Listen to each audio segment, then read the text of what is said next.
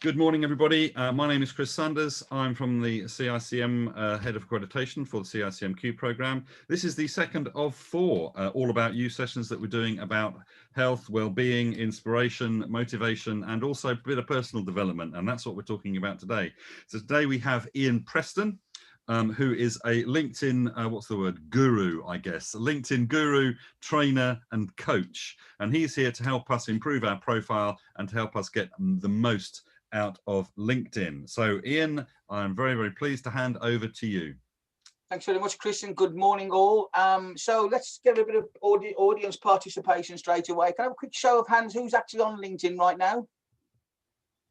Not right. And who's not? Oh, Naz, one. Okay, fine, fair. Oh, no, you're just slow putting your hand up. Nobody's at all. Okay. So the object of the next 30 or 40 minutes or so is for those of you on LinkedIn to get a better feel for what you could or should be doing on the LinkedIn profile. I want to say this is a safe environment. Whenever I run training sessions, or you will find people who run training sessions will always say right at the start, there's no such thing as a stupid question. I wouldn't dare insult my audience by suggesting you would even think of asking stupid questions. So please feel free to ask intelligent, naive questions. Subtle difference. You don't know the audience, Ian, I think. As Chris said, the way we're going to work this, I'm going to take you through a few slides. I'm going to put you on the LinkedIn profile to show you some stuff, finish off with a few slides, and then we're going to have a 10 or 15 minute Q&A at the end. Which Chris is going to run. Chris is going to be chief question master. So if you've got any questions that come up during the course of the morning, then please put them in the chat box, and then Chris will sort of ask me those, and we'll have a bit of a round robin towards the end. Hope that's okay with you guys. So let me share my screen. It worked before, so it worked before, except when the slides. Oh, there they are. Cool. So hopefully somebody will just nod or put a thumb up to say that you can actually see a slide that said, welcome to today's LinkedIn session. That's a great start. Right, a little bit about me very briefly. I worked in the corporate sales world for best part of 30 years. I was there before mobile phones and before laptops, when you went actually out and knocked on doors and asked for compliment slips, and then I spent half a day ringing people for making appointments for the following week. So I climbed the greasy pole from sales rep to sales manager to sales director, and then finally set up my business, my own business, about 6 years ago. So as Chris ably described, I started off as sales, doing sales skills training, quickly learned how to use LinkedIn as a marketing resource, because one of the biggest challenges people say to me is I need more clients, and LinkedIn is a fabulous way of marketing. We'll come on to that. I do a lot of keynote speaking, and I guess this falls into keynote speaking now when you can't get in front of an audience. And you can see some of the stuff I do there. Education services, I do a lot of school governor training as well. For those of you that are a little bit concerned about the S&M bit, hopefully you've worked out by now, it is sales and marketing and nothing to do with a certain book by a certain Mr. Gray, or about a certain Mr. Gray. So it's very much about sales and marketing, just in case you were worried. So what's the purpose of LinkedIn? Let me just rewind. LinkedIn started in 2003 with two guys in America who were looking for a way to digitally connect their contact books. And then they said, wouldn't it be great now? So two people in 2003. Then they said, wouldn't it be great if all the people then could talk to each other, which they then did. So there we are, two people, 2003. Now, as of the end of last year, there are something like 500 million personal profiles worldwide and over 25 million in the UK alone. So this is a massive fishing pond, a pond to go fishing in if you know how to do it. And whether you're looking for a job, whether you're looking to connect with business connections, the same rules apply. It's a marketing resource. And we'll come on to a bit about marketing. So LinkedIn is an online networking platform. And in my world, it's the most powerful marketing tool in the world to find, connect, and engage with your ideal clients. So having said it's a marketing resource, what do you think marketing is? You can come off mic if you like, just for a couple of minutes. Just tell me what your thoughts are on what marketing is. Getting your profile out there. Getting your profile out there, yeah. Reaching out to potential clients. Reaching out to potential clients, yes. Telling a message or a story to people to help drive both of those things? Absolutely. We have close on, I guess we've got close on 15, 16 people in the room. And if I all ask you to write it down, you'll write something different down. That's what I find when I run my marketing and LinkedIn workshops. is whatever I ask somebody to say, write down your definition, somebody comes up with something different. So for the benefit of the day, this is my take on marketing. Anything and everything that you do that gets to a one-to-one conversation, whether that's email blasts, whether it's speaking at events when you can, whether it's your website, whether it's Facebook, whatever you do, social media, what you're looking to do with marketing is get to a one-to-one conversation. Once you get to the one-to-one conversation, your marketing is finished. You're now into business development and sales, which is a totally different skill set. So one of the things I asked you to take away from this, and think about how you can apply some of the stuff that I'm sharing with you today. But one of your takeaways needs to be, how effective am I at getting to one-to-one conversations? Are you just sending emails out that nobody ever responds to? Do you hate cold calling? So just think about what you do and think, could LinkedIn just be a better way for me to do stuff than I actually do right now? Another take on it is, has anybody heard of the 6 degrees of separation? The 6 degrees of separation used to be, in pre-computer days, ways that you could get, the steps you could get to anybody in the world. You knew somebody, could connect to anybody that would introduce you to somebody, and that was the way you do it. Now, in this modern digital world we live in, they reckon it's about 3. I'm actually 4 steps away from the Queen. I'm actually connected to somebody who makes saddles for Prince Charles, who's obviously connected to the Queen. So it proves that through LinkedIn, you can get to people, you can get to anybody. And you can get to key decision makers in ways that you never dreamed possible. So I think no more cold calling, no more unanswered emails. And I'll give you an example of that, and I'll give another one later. I was at a networking event last year with a big firm of solicitors based in the Midlands, and I was talking to the managing director and 2 or 3 other people who was quite skeptical about LinkedIn. So in the end, I turned to the managing director, who I'd only just met, and said, Nick, let me ask you a question. If I ring up your office and ask to speak to you, what's the odds I'll get through to you? He said, you won't. I have secretaries, I have PAs, I have people, stop people like you getting through to people like me. And he joked about it, but he was serious. I said, what happens if I send you an email? He said, I only see about 5% of the emails that come in with my name on. Same story. I said, what happens if I send you a LinkedIn message? He said, I read all my LinkedIn messages. So again, you can get to key important people using LinkedIn. So there are 2 distinct aspects to LinkedIn.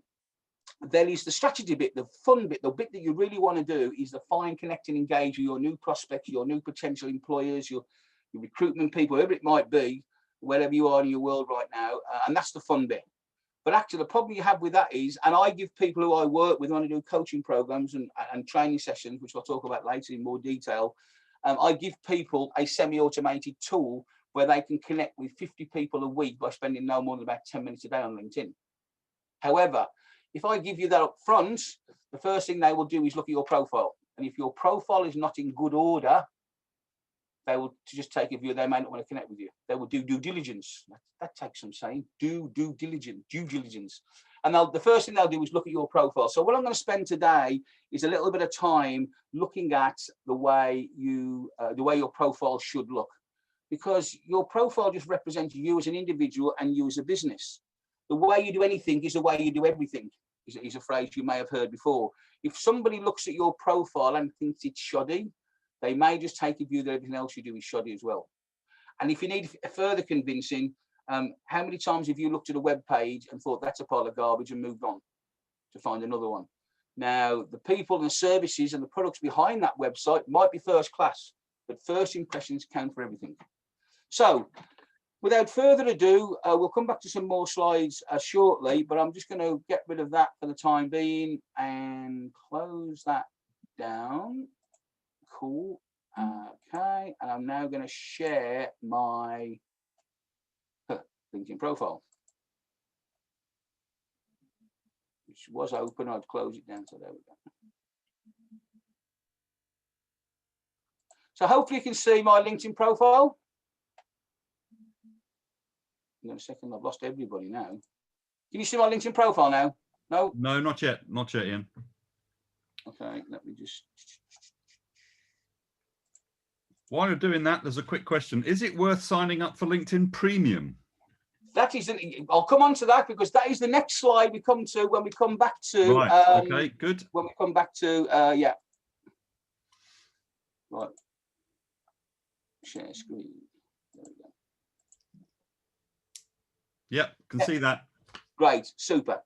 So because I'm normally speaking in an open environment, I do lots of Q&A, but we do some more Q&A to this. I'm just going to throw some stuff at you and see where that takes us. So firstly, if this bit at the top, the blue bit, if you're not using it in some manner, you're missing an opportunity.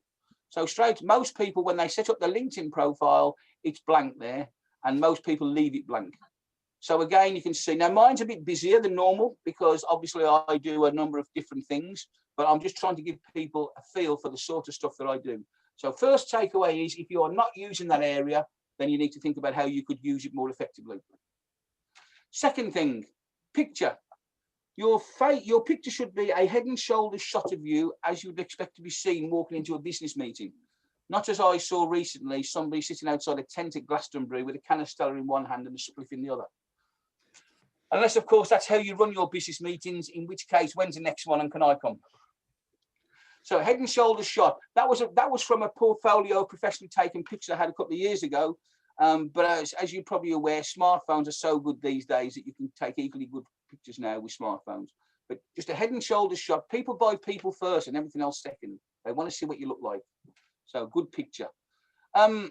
Your name, keep it simple. I know that a lot of you guys have got letters after your name. I have, but I try and keep it simple. All my qualifications are further down the page, which I'll show you later. So keep it simple. Ian is my name, obviously, and it's what people call me, well, at least to my face. The difference here is if you have a name that can be shortened. So, for example, Chris is a classic. Chris, Christopher. If everybody calls you Chris and the only person ever calls you Christopher is your mum and dad, then people are going to search for Chris. So make sure it's got Chris in there. And the same thing for Andy, Andrew, Chris, Christine, Rob, Robert, the same sort of thing goes. Put in the name that people are going to search for you. So that's the important thing. I'm going to come back to this bit in a minute because it's probably the most important part. Check your contact information is up to date. So your website details, your phone number. Here's an interesting one as well, your email address. Go check your email address is your business address or the email address that you want people to contact you for business reasons. Most people set up their LinkedIn profile with their personal email address and it defaults into there unless you change it otherwise. So make sure it's in there. Put your Twitter handle in there. Put your Skype details in there. Make it easy for people to contact you in the way that they want to contact you. Stick your birthday in. Why would you want to put your birthday? Now, you haven't got to worry particularly if you worry about your age, because as you can see, it hasn't got your year of birth. But put your birthday in. Have a guess what this year, on June the 4th, I had 160 happy birthday messages. That means at least 160 people saw my profile that day. What's marketing about? Somebody said early on, marketing is about keeping your name in the frame. There is a famous phrase that I use, and I need a blank, because there are ladies in the room, I need a blank piece of paper to write this on. But let me just do it so we have a bit of fun with this. This is a key marketing strategy. Where's it gone? Can you read that? Not quite. UKIP. F-U-K-I-T. It says, okay, I'll say it. It says, fuck it. F-U-K-I-T. Follow up, keep in touch. In other words, if you don't put your name and keep your name in front of somebody else will put their name in front of you first. And whenever people only buy from you when they are ready to buy from you. And therefore, it's important that you keep your name in the frame. Putting your birthday on there is just one way, at least once a year, that your profile will appear in front of all your connections. So make sure your contact details are up to date. There's a way you can change your profile. Now, right at the top here, it's got Ian J. Preston, no numbers, no letters after it. Most of you guys will have letters and numbers after it. There's a way you can change it, that you can keep it nice and simple. Now, as you appreciate, because we're doing a quick half-an-hour run through, I'm just scratching the surface here. I haven't got time to show you how to change everything. But just to say that if you include your LinkedIn details on your business card or on the bottom of your email address, because you can put a link to your LinkedIn profile in your Outlook signature page, and again, it's a nice thing to do. But if you keep it nice and short and neat, it looks neat. So there's a way to change that as well.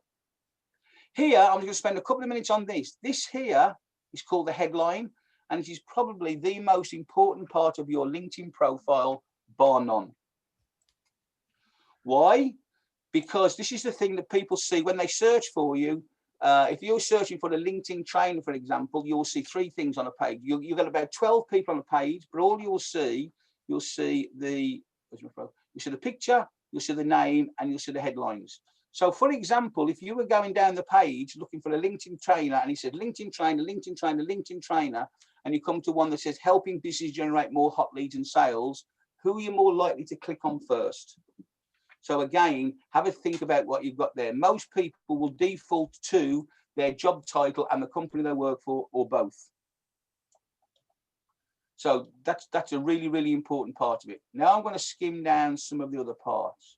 So the about section, the next most important part of your LinkedIn profile is the about section. LinkedIn used to call it the summary. They now call it the about section. And this is where you can put some of the meat on the bones as to what you're all about. Now, I haven't opened it up yet because I want to show you how important the first 2 lines are. Because again, you're trying to get your message out about how you can help people. The biggest mistake that people make in marketing is they tell people what they do, and absolutely nobody gives 2 hoots what you do. They care passionately what you can do to help them out, what you can do for other people. So your profile should be about the benefits you bring. I help businesses increase their bottom line by providing coaching to deliver stunning sales performance, using LinkedIn more effectively to generate more opportunities, and developing individuals to be the best they can be. So straight away, you can see I'm following on from my headline, and I'm telling people the benefits I can bring. And then you've got something like 2,000 characters you can put into this section. And again, I'm not going to go through it all because we haven't got time. But what I want to say here is, again, tell people the benefits you bring. Now, there's a lot of subtlety, a lot of psychology in this. I studied sales psychology for many years. I'm passionate about it, and the languaging that you use. So just there is, as I say, there's some messages you can get in there. You know, it remains a massively underused resource. Oh, I didn't know that. Maybe I need to read more about this. In business, an active LinkedIn presence and strategy is now essential. Is it? Why? I thought it was a recruitment tool. Now, okay, some of you guys might be looking for other roles, and therefore you are looking to market yourself instead of marketing your business. But the same messages apply. It's a marketing resource, whether you're marketing yourself or your business. So you need to tell people the benefits. And in this particular case, I'm saying 3 things, the law of 3. Attracting and engage, it will help your business be more successful by attracting and engaging with better quality prospects and key people in your market, increasing your visibility and credibility, and making even more sales. So again, think about the benefits that you bring to other businesses. Why would they want to do business with you as opposed to somebody else? Always tell people who you're looking to connect with, because it's good business. It also, I don't know if you've ever come across the phrase RAS, your reticular activating system. But it's basically speaking, people speed read, and your RAS is where your conscious mind meets your unconscious mind, and therefore people will speed read. I'll get 3/4 way down and say, hang on a second, I'm a business owner, there's something about me back there, I need to go and read that again. Always try and offer somebody things for free, so please contact me now to arrange a free 15-minute LinkedIn review, and I offer that to everybody. Why? Because if you remember, A, it's a nice thing to do, B, my definition of marketing was anything and everything you do that gets to a one-to-one conversation. If I get somebody to have a free 15-minute review, I'm having a one-to-one conversation with them. And then a nice soft end about outside work. I'm a keen golfer, and etc., etc. So that's a really, really important section, and that takes some work to get that into that state. Put documents up, put pictures up, put PDFs up, put videos up. Break it up. Don't just make it all words. This is a document that I got printed. I was in a magazine. Somebody contacted me on LinkedIn. They said, Ian, I didn't know them from Adam, from the Stanford Living magazine. They said, this is about 12, 18 months ago, I think. They said, we are running an article or a whole magazine about startup businesses. I understand you coach startup businesses and business in general. Would you like to write us 10 top tips that people can use to benefit them starting a business up? Which is what I did. It got printed. So again, it gives them a bit of credibility. You remember right at the start on one of the slides, I said your LinkedIn profile needs to do 3 things. It needs to get you found, it needs to give value, and it needs to prove your credibility. And get an article in a magazine is one way of providing credibility around what I do. Activity section. This is whereby one of the things you need to do on LinkedIn is be seen to be a thought leader in your marketplace. It means people were more likely to come and look at your page as opposed to somebody else's. And one of the ways you can do that is to regularly put stuff out. So here, You can put posts out, you can put articles out. So posts are effectively what I call the Facebooky stuff. So I can comment on other people's activities, I can share stuff and all that sort of stuff. And that's the sort of Facebooking. And I suggest that people put stuff out there if they can 2 or 3 times a week. Articles are something different. Articles are LinkedIn's version of blog posts, 500 or 600 words about a particular subject of interest. So I try and put something out monthly. So there's one around marketing. That 90% of marketing doesn't work. Do you know what works for you? There's no such thing as a silver bullet. This is about objection handling. People say to me all the time, there's a sales training, if only I could handle objections better, I'll get more orders. Yes, you will. But actually, most orders are lost way early in the sales process. So time and effort spent early in the sales process generally means you don't have to rely so much on objection handling, but it's still a tool you need. Have a guess what? There's the 10 tips again that I created and put into a blog post. Sweat your assets. Create it once, use it whenever you can. So put stuff on your LinkedIn profile that positions you as a thought leader and a go-to person for good information in your marketplace. This is the experience section. So this is the CV bit, for want of a better phrase. But again, it adds to your credibility. It's a bit like your CV. You know, so okay, there's a bit about my business, and I don't know whether you know this. If you've got a couple of businesses or a couple of separate activities you do, you can have different sections. So there's an overview of my business as a whole. Here's a bit about me keynote speaking. So if you want to employ me as a keynote speaker, and I'm always happy to speak at events, just so Chris knows, I don't always do it for free, but there you go. So you know, mate, just you know. But again, if somebody was interested in me as a keynote speaker, they could go to this section here and get a view on the stuff that I talk about and a little synopsis on each of the subjects.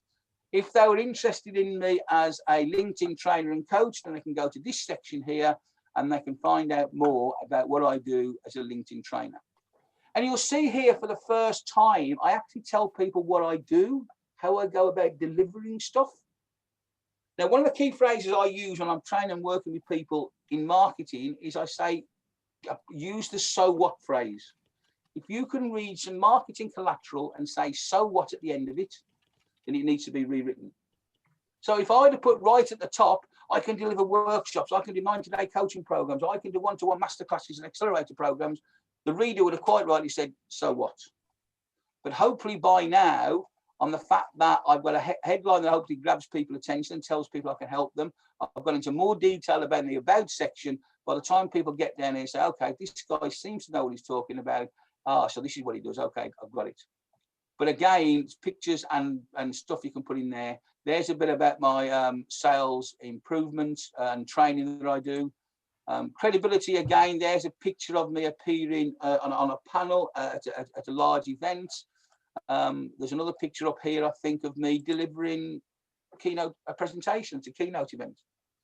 Again, it's all adds to your credibility. And depending on what you do, this may be a little bit more difficult for you to put pictures up about what you do. But again, anything you can put up there that gives you credibility, it's worthwhile doing. And also, it's, as I say, it adds to your credibility. And I think there was another picture I wanted to share with you somewhere, but it doesn't really matter. So that's your CV section. And again, just fill it in, go back like you would fill a CV in. The further back you go, the shorter it needs to be concise. But it all adds to your credibility. If I'd have been a plumber till last week, where would have been my credibility around being a sales and marketing trainer and coach? So again, the fact that you can see, if you go back here, that I've been in the sales director and I've been in the sales business for going back to way back into God knows when, you can see I've got some credibility around what I do. So again, think about how you apply that. I said early on that there was a place for your qualifications, your education, and here it is further down. And again, there's a picture of me on my graduate. I was a mature student. I must be the only person you know right now that in my wallet, I have a senior rail card and a student union card. My senior rail card, because unfortunately I qualified, my student union card, because when I went to Kingston to do my stuff, they gave me a student union card, and for some reason they got my date 15 years out. So if I need to prove I'm 63, I can show my senior rail card.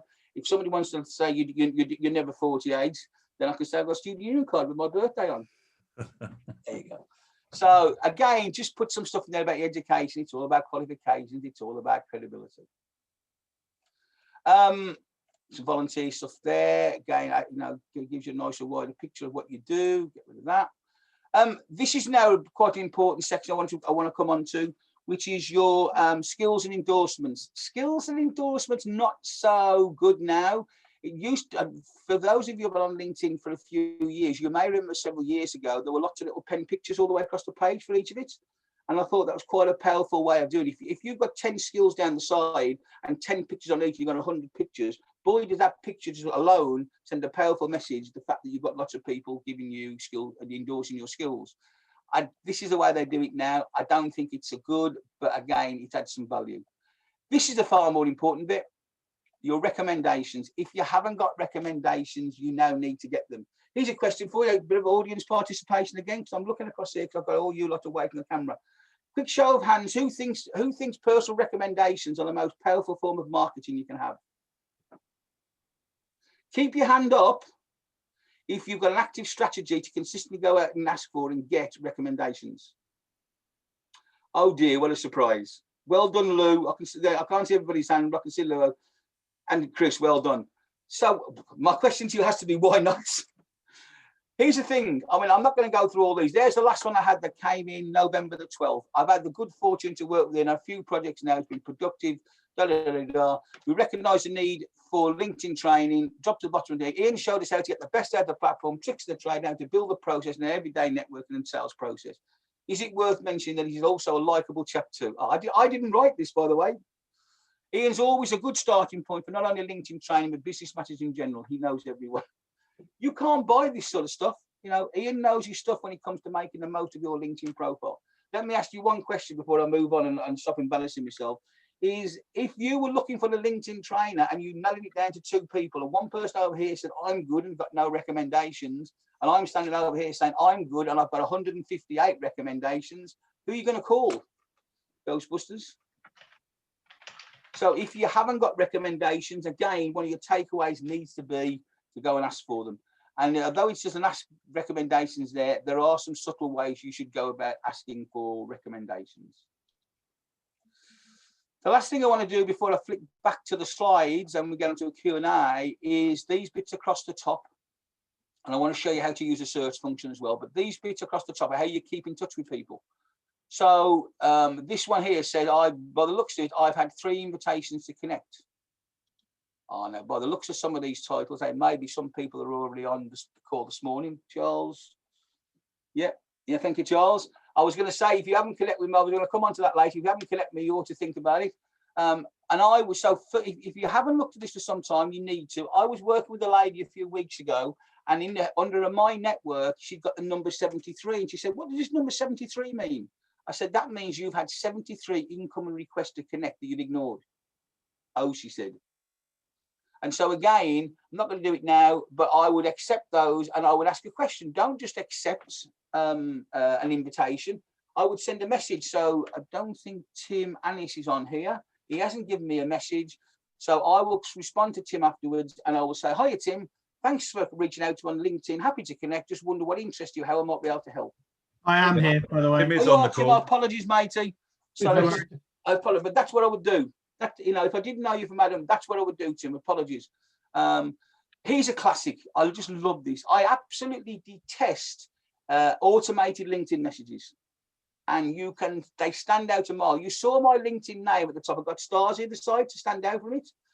So it makes me stand out from the crowd. It also catches people out who are using automated connection requests. Because this one here says, "Hiya, star." Obviously, they set it up automated to pick up my first name, but the first character is actually a star. So I know this lady is and some of them I've had, it says, "Hi, star, I read your profile with interest." No, you bloody well didn't. You've sent me an automated message, or somebody has. So again, it's a great way to catch people out. Please don't use automated. Don't invest. Don't pay the money. I will show you something that just a far better way of connecting with people. And I had somebody trying to sell me a system recently. They said, I can send you out 800 connection requests a month. I don't want 800 connection requests. I had too many, I couldn't deal with them. Why I think 50 is a nice number is If I show you how to send 50 connection requests out, only half of those people connect, that's 25. Only half of those people respond to your first message, that's 12. And only half of those people say, I'm happy to have a one-to-one conversation, that's 6. You've now got 6 people you're having a one-to-one conversation next week, but you weren't doing it this week. And the week after, and the week after, and the week after that. So make sure you accept messages from people, but respond in a nice way. Excuse me. I have a question on that point, Ian. Andy's asked, how much time do you spend on LinkedIn each week, day or month? Okay. Here's the thing. I spend a lot more time on LinkedIn than most people do, because obviously it's my business or part of my business. So I actually block out half an hour first thing in the morning, half an hour before lunch, and half an hour last thing before I switch my computer off. And which time I do all my LinkedIn stuff. So I'll accept all these sorts of messages. Now, these today, I'll probably do these straight after this session. But normally speaking, I can deal with all my incoming requests. I don't send out 50 anymore, to be fair. I've got 7.5, as you can see there, I've got 7,500 connections. So I'm not looking for loads of connections. I on average get about 100, 150 connection requests a month coming in, and I don't necessarily accept them all. But in answer to your question, I spend about an hour and a half a day. Obviously today will be a bit more because I'm obviously doing this as well. But when I sit down with people who don't use LinkedIn like I do, but actually want to use it to promote and market their business, I say to people, once you've got your profile set up and done the hard work, 15, 20 minutes a day, absolute max, will enable you to send out 10 connection requests a day, deal with all the incoming requests, catch up on your messages. So again, there's a messages you can deal with and you can talk to people. Don't push people away from your LinkedIn profile. Don't say to people, please go and look at my website. The problem with websites is that people, I've got to find them, and then they've got to find your website as opposed to somebody else. And then secondly, they've got to do something when they get there. Don't forget your definition of marketing, anything, everything you do that gets to a one-to-one conversation. So you're trying to get people on the phone. So get them from here. Once they've connected, you want to get them onto a message and then start talking to them on messaging and then say, can we have a conversation? This guy here, I'll give you a classic example. This guy here, you probably won't know him. He is the franchise business development manager for one of the major food outlets in the UK. I got introduced to him by somebody else that helped out on LinkedIn. I had a conversation yesterday and I've sent him some stuff over, and all being well, he's going to become a coaching client of mine. All through LinkedIn, all through a personal referral and all through LinkedIn. So don't push people away, keep them on LinkedIn and keep them. Also, one other thing I need to throw in there is, and I don't know how this works or why it works, but the more active you are on LinkedIn, the higher up the search engine you'll go on Google. So I do not spend a penny with Google on the Google ads or anything. If you type my name into the Google search engine, apparently I'll come on the first page. So again, be active on LinkedIn. It helps you get found more easily. A couple of more things up here then. So notifications, this is where you can see who's mentioned you or people are doing stuff or reacted to stuff. And there's a message I sent. I posted something. Somebody said thank you from one of my recommendations. So again, you can see where people are talking about. You can see whose birthdays are there, so you can go and say happy birthday to them. And one last thing before I move away from here, I don't know whether you know this, but who's viewed my profile. So you can click on and see who's viewed your profile.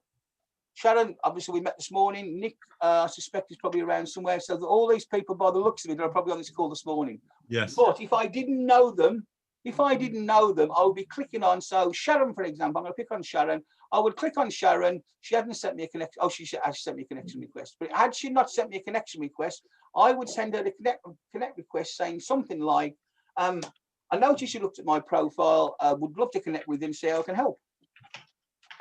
Why would you let somebody who's taken the time, effort, and trouble to look at your profile escape? So again, always say something. Always say something nice to them. I'm just going to show you how to use the search function. Just so you don't think I've rigged this, think of a job title of somebody you might want to connect with in your business life. And I say job title because I was doing a presentation a couple of years ago, and I stood up and I said, this is how you use the search function. Who would you like to connect with? And a lady in the front row said men over 50. Which I thought was very sweet. Just give me a job title of somebody you think you'd like to connect with. Finance director. Cool. I thought somebody might say that, but never mind. Fine. So finance director, if it's 2 words, always put inverted commas in so it picks up the whole phrase as opposed to finance and director.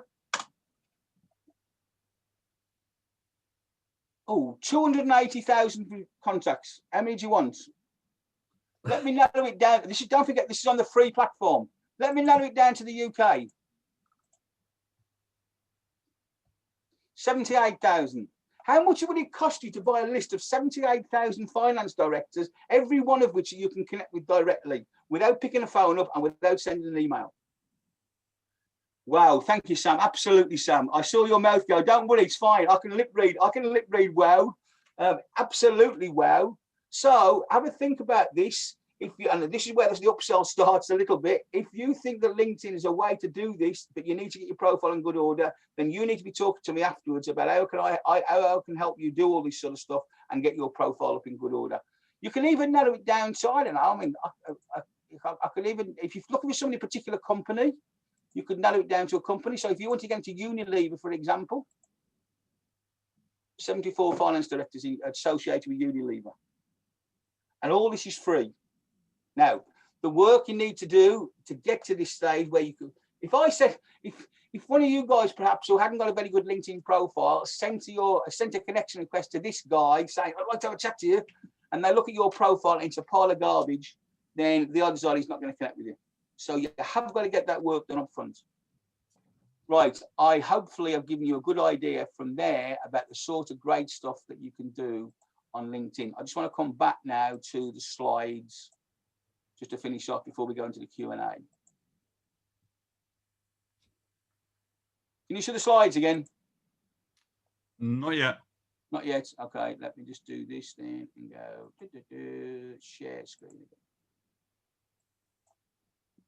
again. Now you can, hopefully. Yeah. That's grand. Right, let's get to where we were. That was the last slide we did. So you need to get your profile in good order, and then you can start to find, connect, engage with your potential prospects. Premium. Thanks for that. Somebody asked a question about premium earlier on. It's happened to be on the next slide, Chris. There you go. It's not just thrown together, yes. You know, mate. It's not just thrown together. Is it worth it? No. Here's a big hint. I'm not on LinkedIn Premium. There's a clue. What does it give you? It gives you in-mail. It tells you that you obviously you're connected to first-tier connections. I have 7,500 first-tier connections, which gives me over 3 million second-tier connections, which is why when I do that search function, it gives me such big access to such a lot of people.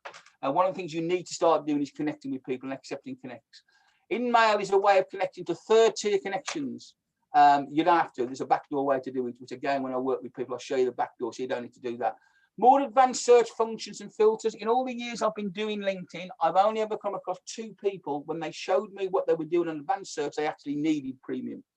One of them was a guy who was looking to connect with people in Glasgow that have got a turnover of something like over 30 million, but less than 50 employees or something like that, which he needed. But as you can see from the way I've just shown you, to get through to people, it's dead easy on the free platform. Unlimited profile searches. Yes, LinkedIn applies a search limit, and I know it's around 350 to 400 a month, but that's way too many. Anyway, you only want to be doing 50 a week as a max. So that should never be an issue. I wouldn't worry too much about saving leads and saves. If you're in the recruitment business, yes, most recruiters use LinkedIn as a tool, and yes, they have to pay for it. And who's viewed your profile is the only slight difference. Is on the free platform, you can see the last 5 people that have reviewed your profile. On the premium, you can see the last 90 days. But as I say, if you're on LinkedIn a couple of times a day, which I recommend, 10 minutes in the morning, 5 minutes maybe before you switch off, then you can see who's viewed your profile and keep on top of it anyway, so you don't miss anything.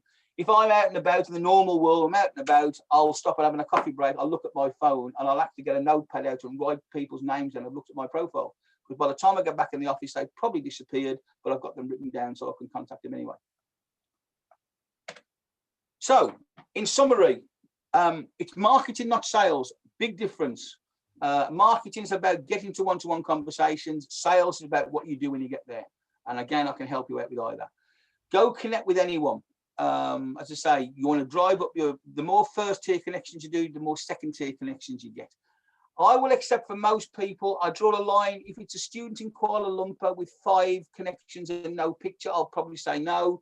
And I used to do a lot of work in the lighting industry, so I was still getting incoming inquiries from people from China trying to sell me the latest bit of Chinese LED crap, and I won't connect with them either.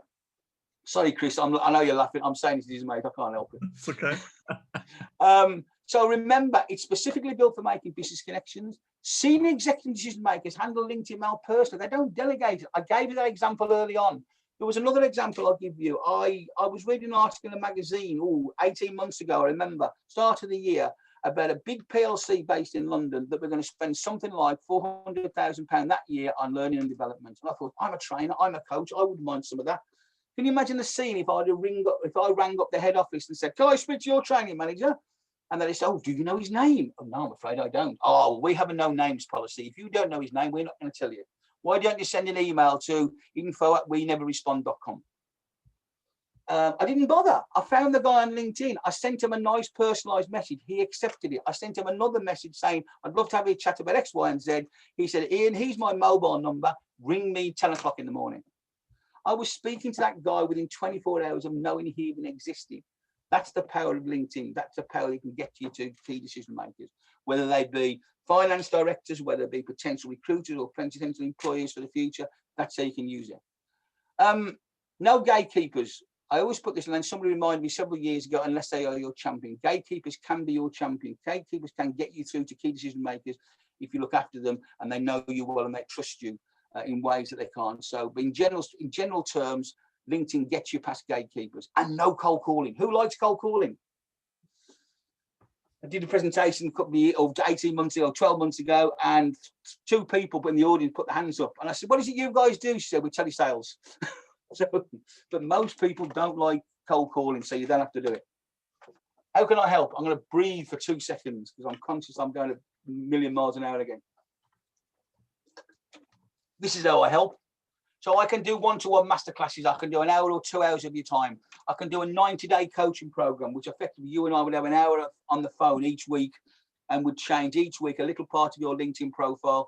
We'd critique it. You can contact him anytime during the course of that week for updates and feedback and all that sort of stuff.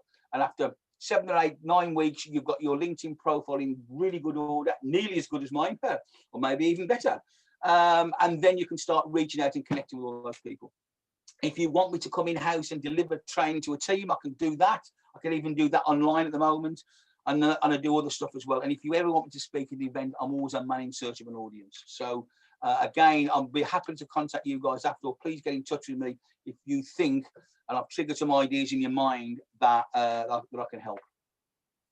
There's the 2 documents that I've sent to Chris this morning that Chris will distribute to you guys afterwards. The 9 key points to a powerful personal profile is going to put some meat on the bones of some of the stuff we talked about. And the other is a little sort of flicking it the other way, 10 top reasons why people don't get business through LinkedIn, the 10 top mistakes that people make. And again, we've covered some of those this morning. This is the last slide, I think, before there's 2 slides. The distance between dreams and reality is called action. Some of you will make, a lot of you I've seen them making notes, and a lot of you will go do stuff. Some of you will say you're going to do it and actually won't do it. And actually those coaching programs and some of the ways I've talked about is one of the ways to help you do that, because it helps. 2 things a coach does. One is they test your thinking and you can bounce ideas off them. The second thing, which is equally important, they hold you liable to carry out those actions. If you're paying somebody to do something and on a week-to-week basis you have a phone call, then you're damn sure going to do what you said you're going to do, otherwise what's the point? So they hold you credible. So please take action of some description. I've put that slide in there purely to say the bit that I've done today is this bit on the top. I literally have in 35, 40 minutes rattled through of some of the basic, simple to do stuff. There's so much more underneath the water that I even had a cat and mouse chance of throwing at you today and talking about today. But that's the sort of stuff that we do in the training and the coaching sessions. So again, bear in mind, I've only just scratched the surface.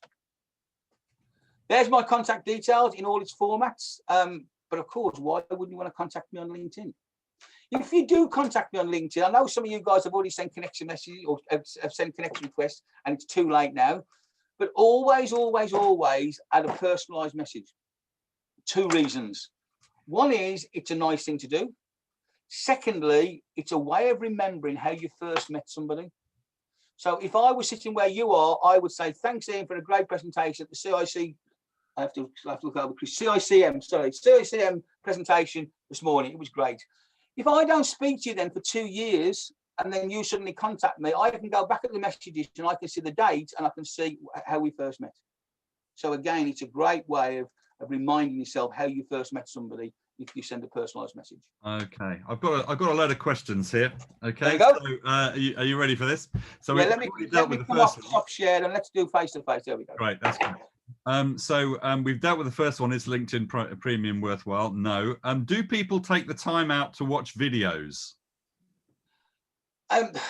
Videos, some of my marketing friends will say that videos, they've been saying for a couple of years that videos are the way forward. People watch videos and I have some videos on my profile. There's some I've got video recommendations which are worth the weight in gold. So not just written ones, but they are worth doing. If you've got some little instruction videos, again, that you can show somebody how to do something or save time, then again, they're worthwhile. People use videos all the time to learn. I do. I learned something yesterday, which has been saving me so much time. I use Gmail for my personal emails. I use Outlook for everything business, and I always got frustrated the fact that I could never get my latest message at the top of the page. I thought there's got to be a way to do this. I Googled it. I watched a 2-minute video, and now all my Gmails are all in time order. The oldest one at the bottom and the newest one at the top. So yes, people do use videos. So right. Put them in different ways. You know, whether it's I've got some videos of me presenting. So again, it adds to my credibility. So absolutely yes, videos. Okay. Do people take so that's the first one. If you have 1,000 connections, how many can you expect to see your posts? That's a great question, and that's hidden away. And to be fair, I don't know the answer because LinkedIn hides it away in the algorithms. What I do know is that when you put a post out there, not all your connections will see it. Only a small proportion of them will see it. What it then depends on is how interested and how engaging that post is. So I'll give an example. Some posts I'll put out there may get a few hundred views or a couple of thousand views. I had one a couple of years ago that had 200,000 views. Why? Because I sent it out there. It's obviously grabbed people's attention. Lots of people started commenting on it and sharing it. LinkedIn then obviously think, oh, that must be some interest. So they then mushroom it out to a few more of my connections. And so it went on.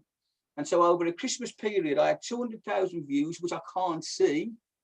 But I know I had 500 likes and comments, which I could see. And I went down them after Christmas and thanked them for liking or thanked them for connecting my post. Now, I didn't do them all because it was to do with the FM world, and I wasn't interested in plumbers and sparkies and engineers. But I was interested in business owners, marketing directors, managing directors. So every one of those, I sent a personalised message saying, thanks very much for commenting on my post. Why don't we connect and maybe we can help each other out sometime? Okay, so that's that one. Thanks for that. So you would still accept all those that sent you an auto request. Is there an occasion when you would reject a request? So I think you mentioned that one about 5 people of the guys in Indonesia and he's doing something that's not related. I accept most requests, Chris, on the basis of here's the thing. Every time that I accept a connection request, I get access to all their connections. Right. So here's a thought. Here's a thought for you guys. Let me just park this a second. Here's a thought. Who's going to send me, if you haven't done already, a connection request this morning? Good. How many will your first tier connections go up by? If you remember, I said I have 7,500 give or take connections. If you send me a connection request, how many of your first tier connections are going to go up by? Okay. Let me explain first and second tier. I can see on my screen Chris in the top left-hand corner. Chris and I are connected. I can see Lynn next to Chris. So I don't think Lynn and I are connected, but please bear with me, Lynn. If I was connected to Chris would be a first tier connection of mine, and Lynn would be a second tier, because she would be connected to Chris and I would be connected to Chris. So Chris is the first tier, Lynn's the second tier. So I have 7,500 first tier connections. If you send me a connection request, how many will your first tier connections go up by? It'll go up by 1. Yes. And how many will your second tier connections go up by? 7,000. There you go. So by just connecting with me instantaneously, you get access to my 7,500 pretty high quality connections. So next time you search, those 7,500 people will be in your search function. Right. Okay. Okay. That's an interesting one. Are there words that you should avoid putting in your profile, e.g., expert, guru, etc.? Who said that? That's obviously you Pam saying guru. Thomas said that. Oh, thanks, Pam. No, people have a different view on this. If you sat down with 10 marketeers and talked about this, they all have 10 different versions. I try and avoid the use expert. I used to say expert, and then somebody many years ago said the definition of expert, an X was a has-been, and a spurt was a drip under pressure. So from that point on, I stopped using the word expert. Yeah, I tell you, I've seen one. I've seen one that calls themselves a trusted advisor. I'm thinking, by whom? Absolutely. There is one phrase I hate when I'm trying. It'll come to my mind, and I did put a post out about it long ago, where people, and it was straight out the corporate gobbledygook book. That'll be Nick King's then. But it'll be something like, "I am a multi-dimensional, multi-talented, well-grounded." Dump the corporate speak and come over as being friendly and nice. Right. And okay. Good. So I was thinking of credit management rock star, but that might be taking it too far. Next one. Is it possible to cover page aspects on LinkedIn profile? What is the most relevant information you need to update the page section? So who asked that? I'm not quite sure what you mean. Sorry, who said that? Naz. Do you want to elaborate on that, Naz? There is a section on LinkedIn which says page, and I just don't know what you need to put on that. I'm not sure what you mean, Naz. I'm not sure what you mean off the top of my head. Maybe we can have a one-to-one afafterwards and take it offline. I'm not quite sure. Okay, that's fine. Have a 15-minute session, Naz. You said it was free. You're going to regret that one, Ian. So let's go down here. Let's have a look. How can you manage useful relationships with so many? How can you manage useful relationships with so many contacts? How do you manage so many posts from all of those connections? Okay. The answer is you can't. I have to be brutally honest. I can't manage 7,500 connections regularly. But what I do is I constantly put posts out there, so some of them will see it, and I might put the same post out 2 or 3 times at different times in the week, so different people will see it. Bear in mind what I am trying to do. It's not about managing all the posts. It's about what you do with LinkedIn. That guy I mentioned early on, Phil Gaffer, he got introduced to me by somebody I'd done a free 50-minute LinkedIn review with. I then contacted him on LinkedIn. We then had a conversation yesterday, and hopefully I will get some business from that. That's the way you should be using LinkedIn. It's not about managing the 7,500. It's about managing the people that you've got potential opportunities with right now. Right. Here's a good one. Is there a way to send a message to somebody who is you're not connected with? Technically speaking, you can do it through email.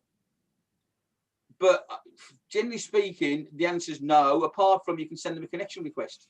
Yeah. I've seen and I guess my question would be, why would you want to? Yeah.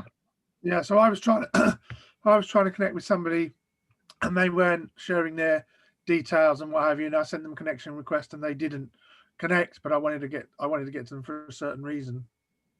Okay, I mean, if you send a connection request, for 2 things. If you send them a connection request and they don't accept, it may be because they don't want to. It may just be they're not very active on LinkedIn. So you might have to find a different way. You can find that you can always do it the old-fashioned way. Find the company they work with, which will probably be on the LinkedIn profile, ring them up and say, can you speak? That's one way.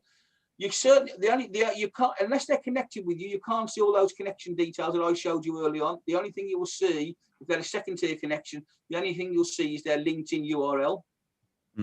So if they won't connect with you, but you definitely want to connect with them, then the only thing you're able to do it the old fashioned way and pick the phone up, and do it that way. Okay. Is it fair not to show all your connections, i.e. switch them off? You can do, and I think that might be wrapped up in a bit of a competition type. Why do I want my competitors to see all the people I'm connected to? You can switch them off. I didn't have a chance to do it today because obviously there's only so much I could cover. That's one of the things. That's one of the bits of the iceberg that's underneath the water, if you like. You can decide who sees what of your profile. Now, I let people see all my profile, but if you don't want to see certain sections of your profile, then you can block people from seeing that. You can also cut yourself off, and only first-tier connections can see you. So there's lots of controls you've got there. My view is it's a marketing resource. Why wouldn't you? I want everybody to potentially see all about, see you, and B, to see all about you. Right. Okay. Here's another good one. What's the best way to get your posts to be viewed by more people? As I found, make them interesting and or controversial, or something that's newsworthy, or both. The one that and I'll give you an example. The one that I mentioned that I've got 200,000 views and over 500 likes and comments and ended up with 200 connections from. I used to work in the FM business, the facilities management business. I used to work for Mighty. Mighty made me redundant about a number of years ago. So I don't owe them a hoot. And I happened to see that there was a post somebody put out that says, Mighty are restructuring. So I thought, yeah, we know what that means. So I just put a post out saying, I see Mighty are restructuring again. We all know what that means. It'll affect the people at the coalface, undoubtedly, not one of the 42 managing directors in Mighty that I'm currently connected to on LinkedIn. Right. Now, I knew at least, I knew yeah, I can imagine that caught the attention of a few people. Yeah. And interestingly enough, at least 15 of those managing directors were no longer managing directors at Mighty anyway, but they hadn't updated their profile. That was the first thing. But what happened then was everybody liked it, commented. It became a kicking ground for a Mighty. Anybody that had bad service, hadn't been paid, been made redundant, had to terminate contracts, whatever it might be.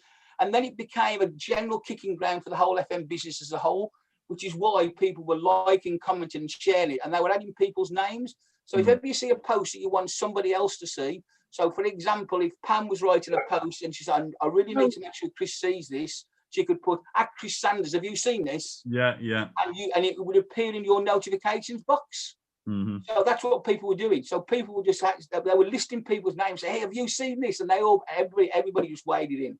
So in answer to that, something's interesting, controversial, or it's right in the news, that's very newsworthy right now. So that's a lesson for everybody on the call. Whatever you do, don't upset Ian. Right. So I think that's it. Tony, have you got your hand up there, or is that a mistake? Tony Lambert, are you there? I can't see Sam. I can't. He's off video. He's got a hand up in the corner there. Okay. Let's move on. No. Hello. Yep. Sorry, Tony. Yes, you're on mute there. That's right. Yeah, I've got this problem with my laptop at the moment. A quick question. So I use LinkedIn a lot as well, and a lot of people do here. My only concern is when LinkedIn isn't as in vogue as it is now. So how much longer is LinkedIn going to last, do we think? I started working on LinkedIn like I do now and showing people I use it about 5 years ago, and people asking the same question then. Good. Okay. And what I would say is, and nobody's asked a question yet about, why would I want to connect with people who then send me great diatribes of sale? They're trying to sell me some stuff all the time. It's not what they do, it's what you do. It really is, you can ignore. I get connection requests come in, and I'll say, thank you very much for reaching out to me. Wonder what interests you, how I might be able to help. And I'll suddenly get a diatribe of, we can sell you this, we can do this, and it's like straight into sales spiel. That's not good. That's not a good way of using LinkedIn. It's, but I say, ignore what other people do. It's how you use it. You can use this to get in touch with and find, connect, and engage with ideal. I've ignored people or taken them off connections who do that, who suddenly sort of try, immediately you connect with them, they go bang and they hit you with a sales request. That really doesn't do anything for me. I tend to switch them off at that point.